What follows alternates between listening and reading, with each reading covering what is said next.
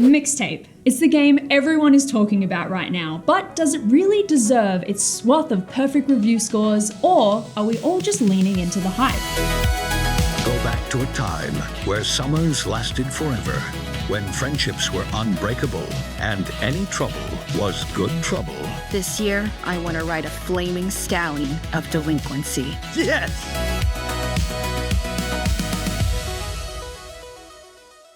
Published by Annapurna Interactive and developed by independent Aussie team Beethoven Dinosaur, whose previous game, The Artful Escape, picked up multiple award nominations and a win at the Video Game BAFTAs, Mixtape is a vibey trip down memory lane that submerges the player in a bubble of 1990s radicalness. It's the cops!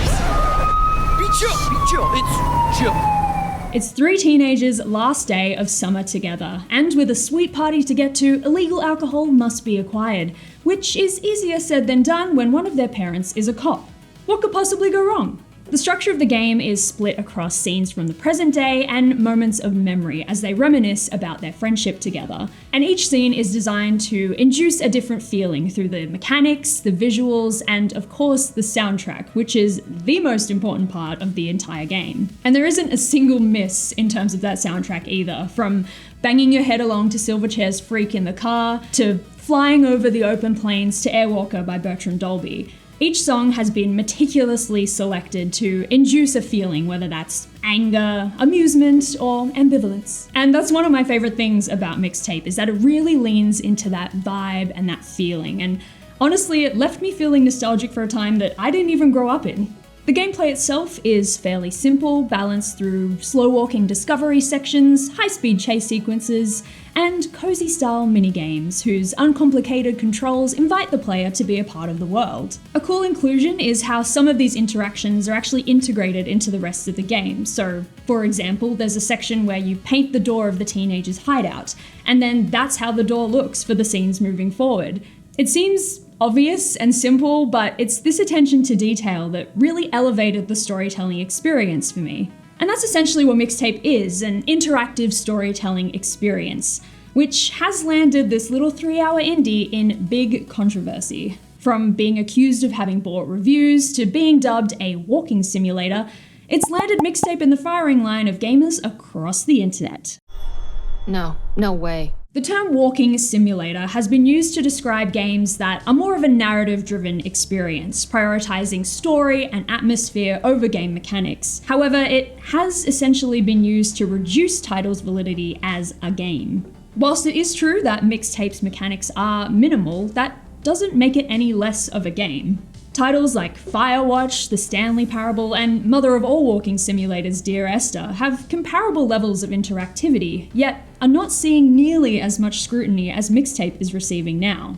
So, what's going on? Gaming in the modern age has expanded and evolved to take so many different forms and genres, and the beauty of this is that players are now sport for choice when it comes to finding a new game to play. The breadth of genre, from puzzle games to shooters, RPGs to farming sims, has increased the accessibility and enjoyment of games to a much wider audience. But it has also invited hate targeted at players who enjoy calmer, low-stakes gameplay experiences or cozy games over high-octane action and brain-bending strategy. Cozy gaming, while not exclusively played by women, is often associated with women, leading to questions from certain members of the community about its validity as real gaming due to this assertion. Criticizing Mixtape for its gameplay and the fact that it has two prominent women protagonists just exposes this sexism that is still rampant in the gaming community today. And while not all criticism directed at Mixtape comes from this place of sexism, it's hard not to see the similarities in the discourse between what's happening to Mixtape and cozy games in general.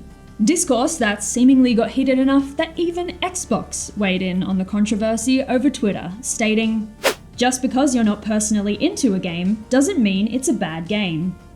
And whilst not directly mentioning Mixtape, it's hard not to assume what game they were talking about given the current discourse. A probe being published by Annapurna Interactive means that they have the marketing dollars behind them.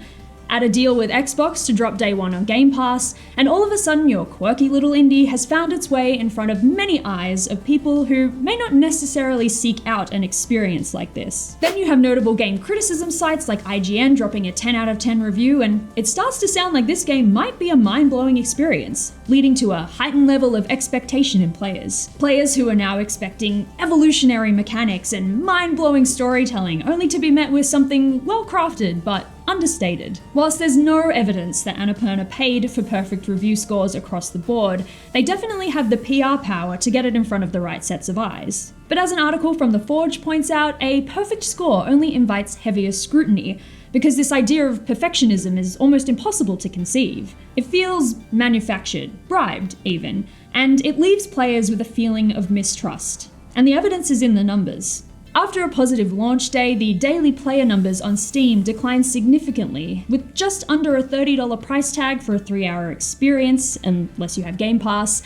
You could kind of understand the hesitancy to dive in. However, these factors don't reflect on the quality of the game itself, and in fact, the subsequent controversy has pushed people who have never even heard of Mixtape before to try it out, so maybe the all press is good press argument kind of works in this case. The internet has opened up the world to have an opinion about everything, including me. But has this saturated the market too much, allowing us to dogpile on and hype up things that may or may not deserve it, ultimately shaping the landscape of what permeates popular culture based on consumer opinion alone and not the merit of the art itself? You don't need to be a gamer to enjoy Mixtape, and you're no less of a gamer if you do. For me, Mixtape just showcases what games can be moving into the future. So if it's not for you, just don't play it. But if you enjoy coming-of-age stories, cel-shaded character art, and absolute bangers, then I think you'll really love Mixtape. Mixtape. Nothing but the hits.